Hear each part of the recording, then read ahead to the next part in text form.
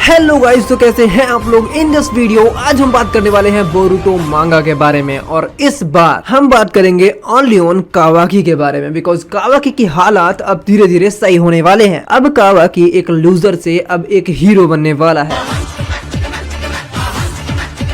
भले कुछ देर के लिए सही, बट उसे अब एक पॉजिटिव कैरेक्टर में डाला जाएगा। And now कावाकी became the powerful person in Boruto मांगा, क्योंकि लास्ट चैप्टर 15 के अंदर बोरुतो ने कावाकी को कहा है कि तुम्हारे अंदर एक लिमिट लगा रखी है, जिसे तुम्हारी पावर्स को एक लिमिट तक ही रख रखा है अमादो ने। देखो, अब ये कोई प्रेडिक्शन वाली बात है नहीं। अब कोई बच्चा भी प्रेडिक्शन कर लेगा कि कावाकी अब अमादो का क्या करने वाला है। अब कावाकी यहाँ से सीधा जाएगा अमादो के पास और अमादो से पूछेगा कि उसने ऐसा किया, लेकिन उसने उसे बताया क्यों नहीं। भले बेटी का सवाल था, लेकिन अपना तो कुछ गरज बनता है ना। कितनों से पिटा है बेचारा। बोरुतो छोड़ो, जुरा ने लड़ने तक का नहीं समझा उससे। ये कन्वर्सेशन तो पक्का होगी 16 चैप्टर के अंदर।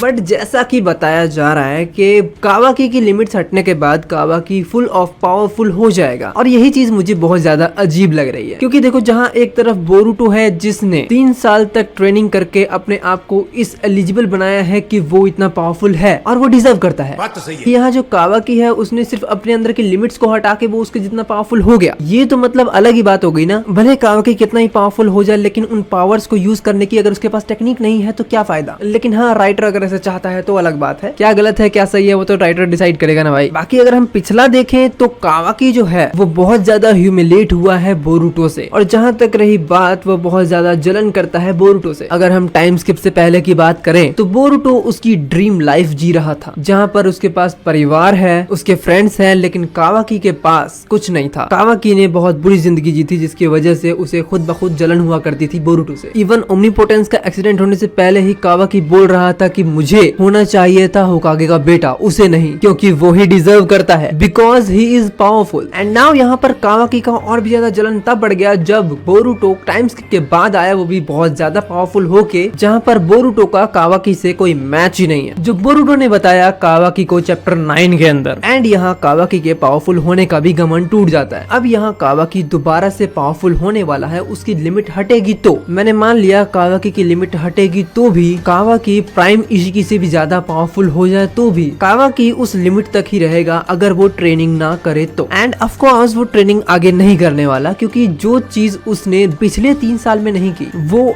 अब करेगा, इस बात की कोई गारंटी नहीं है। बस मैं इसके अंदर ये चाह रहा हूँ कि लिमिट्स खुलने के बाद भी कावाकी कम से कम डायमंड से ज्यादा पावरफुल हो। इसके हालात कम से कम कोड जैसे तो ना हो, क्योंकि यहाँ कोड के भी लिमिट हटे थे, और उसके बाद हम जानते ही हैं कोड के साथ क्या हुआ था। कुत्ता बना के मारा था साले को। इवन यहाँ अब देखो तो कोड के हालात बद से बदतर हो चुके हैं। जिसे हमने सोचा था कि वो सबसे बड़ा विलन बन के निकलेगा, लेकिन आज उसे देखो क्लाउन बना पड़ा है। आपका आवाज किधर देखेला लगता है मेरे को।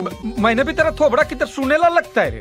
अब ये मेन बात है कि अगर कावाकी की लिमिट्स हटते हैं तो वो पावर्स लास्ट फाइट वाली होंगी या कुछ और। यहाँ पर जो लास्ट फाइट में कावाकी लड़ रहा है बोरुतो से, उसमें अगर तुम देखोगे तो उसमें कारमा में भी चेंज है। इवन यहाँ कावाकी के पास एक ब्लैक रॉड है। इवन फाइटिंग स्टाइल वो हो सकता है पूरा पूरा इशिकी की तरह हो जाए। जिस स्टाइल में इशिकी फाइट कर रहा था, सेम उसी स्टाइल में कावाकी भी फाइट करे, वो भी अपने ओजी फॉर्म में। लेकिन अभी ये हुआ नहीं है, होना बाकी है। सो अभी हमें क्या क्या देखने को मिलेगा वो ये लिमिट्स डिसाइड करने वाली है, क्योंकि यहाँ कारमा चेंज होना कोई छोटी बात तो है नहीं। इवन सिर्फ कावाकी नहीं, बोरुतो का भी कारमा चेंज है। यहाँ पर कावाकी के पावरफुल और ज्यादा होने का एक और रीजन हो सकता था, जिसमें बोरुतो ने ही कावाकी को बोला था तुम्हें मेरे डैड यानी नारुतो को बाहर निकाल कर उनसे ट्रेनिंग लेनी चाहिए, लेकिन इन सब चीजों के लिए वक्त नहीं है, क्योंकि इसके पास 3 साल दोबारा कहां से आएंगे जिसमें ये और भी ज्यादा पावरफुल हो सके। लेकिन शायद ऐसा कावाकी अब करे, क्योंकि वो अब नीचे नहीं जाना चाहेगा। इवन कावाकी के पास पहले के इक्के भी हैं जिन्हें वो यूज कर सकता है इन शिंजू के खिलाफ। भले यहाँ 5 शिंजू हैं, तो कावाकी की भी टीम अप 5 तो होनी चाहिए, क्योंकि अकेले कावाकी एंड बोरुतो भी इन्हें हरा नहीं सकते हैं, क्योंकि यहाँ टाइम ज्यादा लगेगा। एक शिंजू कितना पावरफुल है उसका अंदाजा लगाना इतना इतना भी कोई मुश्किल बात नहीं है। अगर हम चैप्टर 12 की बात करें तो उसके अंदर टीम अप रियली हर किसी का हुआ था। सिर्फ एक सास्के के क्लोन यानी हिदारी को हराने के लिए इस फाइट के अंदर सारडा को आना पड़ा, बोरुटो को आना पड़ा एंड एट लास्ट कावाकी को भी आना पड़ा। बोरुटो अपने उजुहिको को उस मैक्सिमम लेवल तक लेके गया जहां पर वो उसे डिस्ट्रॉय कर सके एंड कावाकी के वन ब्लो के अंदर ही वहां पे हिदारी मारा गया। मतलब इतनी सारी सर्कमस्टेंसेस होने के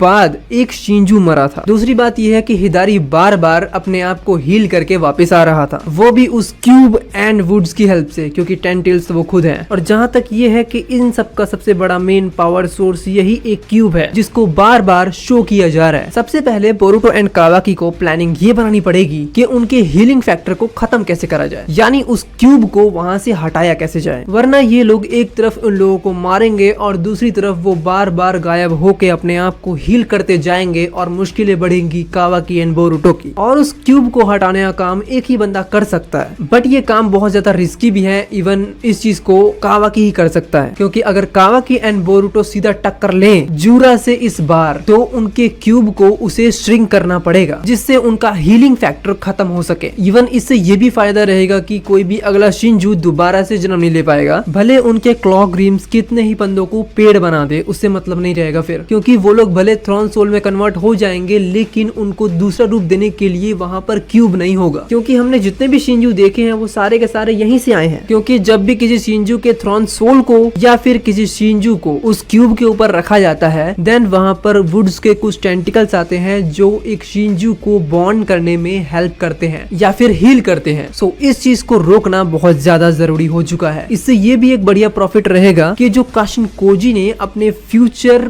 पॉसिबिलिटीज में देखा है जहां पर 400 शिंजूज हो जाएंगे वो भी नहीं होंगे।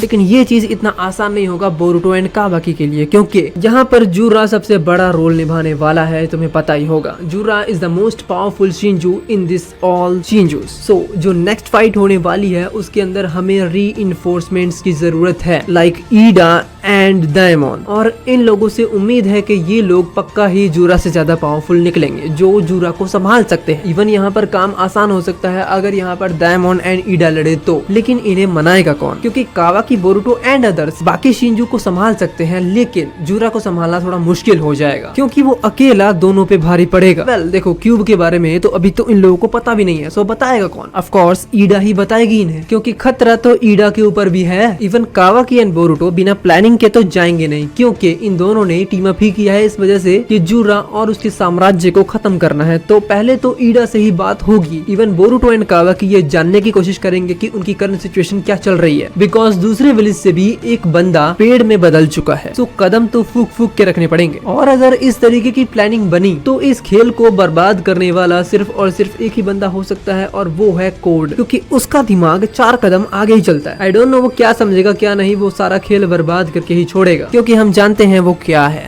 ये क्या बात हुई? ये क्या बात हुई यार? ये क्या बात हुई? बाकी आप लोगों को वीडियो ये कैसी लगी प्लीज कमेंट्स में लिख के जरूर बता देना। इवन अपनी थ्योरी भी शेयर करना एंड मेरी थ्योरी बताओ ये थ्योरी तुम्हें कैसी लगी। एंड एट लास्ट इस चैनल को सब्सक्राइब करो, लाइक करो और शेयर करो इस वीडियो को। बाकी मिलते हैं नेक्स्ट वीडियो में।